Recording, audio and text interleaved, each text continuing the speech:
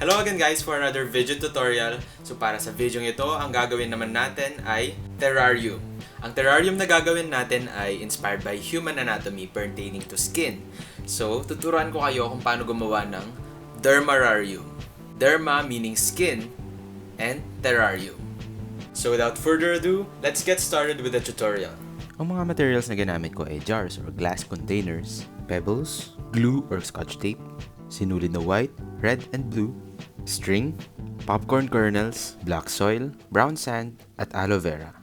Unang gawin, kunin yung mga sinulid nyo at pagpatong-patungin ito saka nyo itali sa dulo.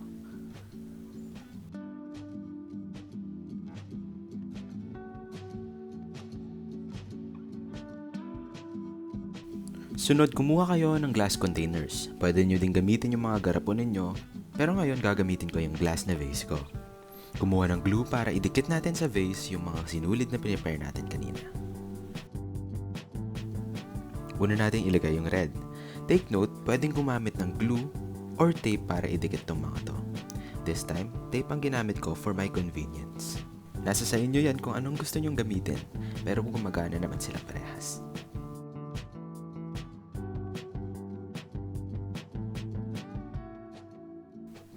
Pag natapos mo na lahat ng sides, gupitin mo lang yung sobra. And pwede mo nang simulan yung susunod na string. Kung mapapansin nyo, gumamit ako ng tsani para mas madali nating idikit yung mga strings natin. Okay na gamitin tong technique na to, lalo pa kung maliit yung mga container na gagamitin nyo para sa project na to. Once na natapos mo na uli yung lahat ng sides, pwede mo nang gupitin yung excess. Ngayon, ibuhol naman natin yung dulo ng string na nakuha ko sa used na mask. Huwag kayong mag-alala guys kasi dinisinfect ko to bago ko siya gamitin. Make sure na kung ganito rin ang gagamitin niyo, huwag nyo kalimutan na mag-disinfect. Ngayon, ikabit naman natin yung red at blue na string sa mas mataas na part ng vase.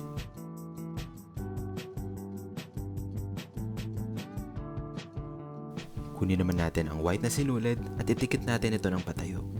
Gaya ng white na sinulid, idikit naman natin yung string na tinali natin kanina. Ngayon na tapos na tayo sa lahat ng decorative pieces, pwede na tayong magsimula magtanim. Kumuha ng popcorn kernels at ilagay ito sa base ng lalagyan natin. Black soil naman ang susunod natin na ipapatong, pero huwag niyo muna siyang punuin. Halfway lang ang gawin niyo.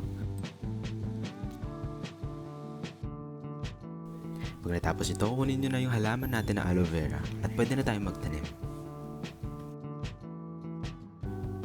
Maglagay lang ulit ng black soil hanggang sa matakpan yung red at saka blue na strings na ginawa natin kanina.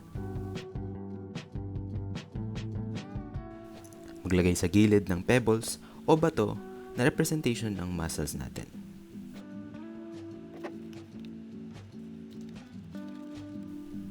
Finally, maglagay ng brown na sand at ikalat ito sa pinaka-top na layer natin. Ito na ang tinatawag kong Dermarrarium. Now, dinademonstrate ko sa inyo na pwedeng gamitin yung mga jars ninyo or containers para sa project na to. And hindi nyo kailangan gumastos para gawin to dahil lahat naman ng to ay makikita sa mga bahay nyo. We're actually done and this is our final output for the Dermarrarium.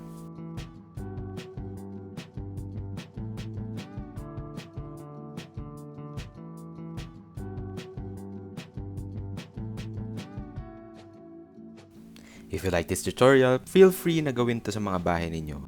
Thank you for watching. Good day!